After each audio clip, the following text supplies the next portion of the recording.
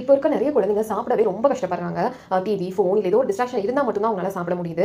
And ஸ்கூலுக்கு போய் lunch சாப்பிடவும் கஷ்டப்படுறாங்க. இதெல்லாம் இல்லாம குழந்தைங்க வந்து இன்ட்ரெஸ்ட்டோட தானா சாப்பிடணும் அப்படின்னா 6 மந்த்ஸ்லேருந்தே நம்ம சில விஷயங்களை ஃபாலோ பண்ணணும். 6 மந்த்ஸ்ல நம்ம ஃபர்ஸ்ட் சாப்பாடு கொடுக்கும்போதே தனியா உட்கார வச்சு குழந்தைங்களுக்கு எந்த ஒரு டிஸ்ட்ராக்ஷன் டிவி, ஃபோன் இல்ல வேற டாய்ஸ், புக்ஸ் எதுவுமே இல்லாம சாப்பாடு மேல மட்டும் கான்சன்ட்ரேஷன் வச்சு அவங்க சாப்பிடுற மாதிரி நம்ம பழக்கப்படுத்தணும். டெய்லியும் சேம் பிளேஸ்ல இந்த மாதிரி தனியா உட்கார வச்சு சாப்பாடு கொடுங்க. நெக்ஸ்ட் வந்து டெய்லியும் டிஃபரெண்ட் வெரைட்டி ஆஃப் ஃபுட்ஸ் வந்து நம்ம கொடுக்கணும். ஒரே ஃபுட் கொடுத்தா போர் அடிச்சிடும். ஸோ டிஃபரெண்ட் ஃபுட்டா கொடுக்கும்போது குழந்தைங்களுக்கும் இன்ட்ரெஸ்டா இருக்கும் சாப்பிட. குழந்தைங்க கொஞ்சம் சாப்பிட்டு போதும் அப்படின்னு சொன்னாங்கன்னா நம்ம அதோட ஸ்டாப் பண்ணிக்கணும்.